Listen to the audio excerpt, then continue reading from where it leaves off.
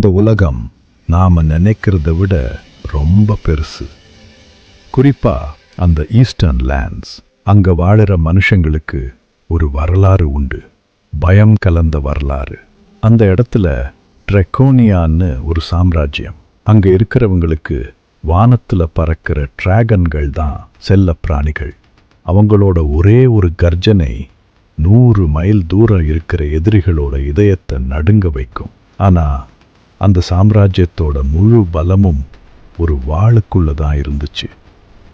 Draconian plate. அது வெறும் இரும்பு இல்லை, எரிமலையோட ரத்தம். அது கையில இருந்தா நீ ராஜா, அது காணாம போனா நீ வெறும் பிச்சைக்கார. இளவரசன் பேராக் ஒரு போர்ல அந்த வாளை தொலைச்சிட்டான். வானத்துல இருந்து கடலுக்குள்ள விழுந்த அந்த வாள் அவன் குலத்தோட கௌரவத்தையும் சேர்த்து மூழ்கடிச்சிருச்சு. ஒரு சொட்டு ரத்தம் இல்லாம, ஒரு சண்டையும் இல்லாம ட்ரெக்கோனியா அன்னைக்கே தோத்து போச்சு.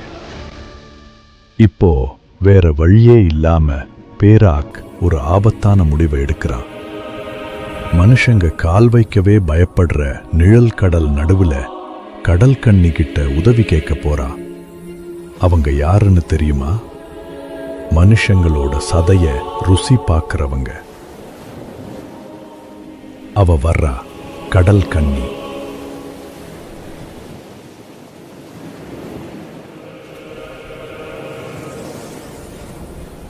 அவ கேட்டது ஒண்ணுதான். வானத்தின் ராஜா, உப்பின் வாசனை பிடிக்காமல் இவ்வளவு தூரம் வந்திருக்கிறாயே, டிராகன் சிறகுகள் எங்கே? பயந்து விட்டாயா அல்லது வழி தவறி விட்டாயா? வழி தவறவில்லை, தேடி வந்திருக்கிறேன்.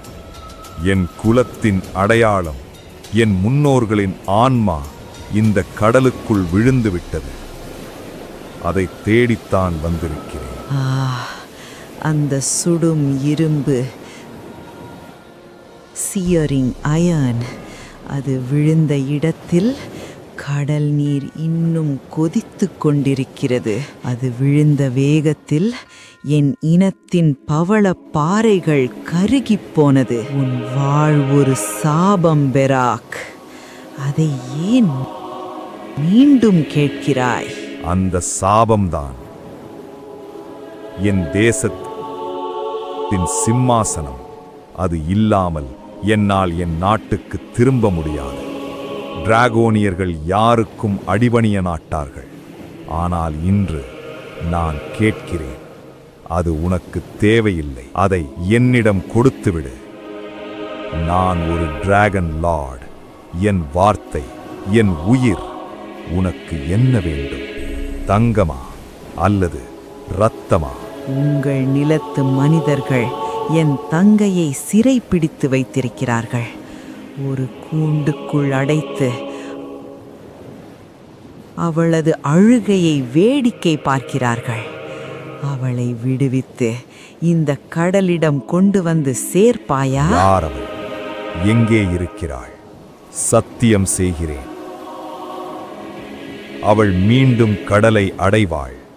இது பேராக் வலேரியஸின் வாக்குறுதி. உன் வாளை திரும்ப எடுத்துக்கோ. இது வியாபாரம் இல்ல, இது ஒரு மரண ஒப்பந்தம். வாளை எடுத்துக்கொள், ஆனால் நினைவில் வைத்துக்கொள். அடுத்த பௌர்ணமிக்குள் என் தங்கை வராவிட்டால் உன் தேசத்தின் கடற்கரைகள் பிணங்களால் நிரம்பும். இப்போ பேரா கையில வாள் கிடைச்சிருச்சு. ஆனா வாள் கிடைச்ச சந்தோஷத்தை விடு, அவனுக்கு முன்னாடி இருக்கிற சவால் ரொம்ப பெருசு. அவன் இப்போ தன் சொந்த இனத்துக்கே எதிரா நிக்கணும். அந்த கடல் கன்னியோட தங்கை யாரு? அவளை ஏன் மனுஷங்க சிறை வச்சிருக்காங்க? இந்த வாள் அவனை ராஜாவாக்குமா இல்ல ஒரு துரோகியாக்குமா? அந்த நேரம் எஜமான் கையில பழைய வாள் கிடைச்ச உணர்வை கண்டுபிடிச்சு அந்த டிராகன் வானத்தை அழிச்சு கம்பீரமா வந்துச்சு. நெருப்பும் தண்ணீரும் ஒன்னா சேர்ற இடத்துல தான் உண்மையான இரத்த சரித்திரம் ஆரம்பமாகுது. டிரக்கோனியா, இழந்த நெருப்பு, இது ஆரம்பம்தான்.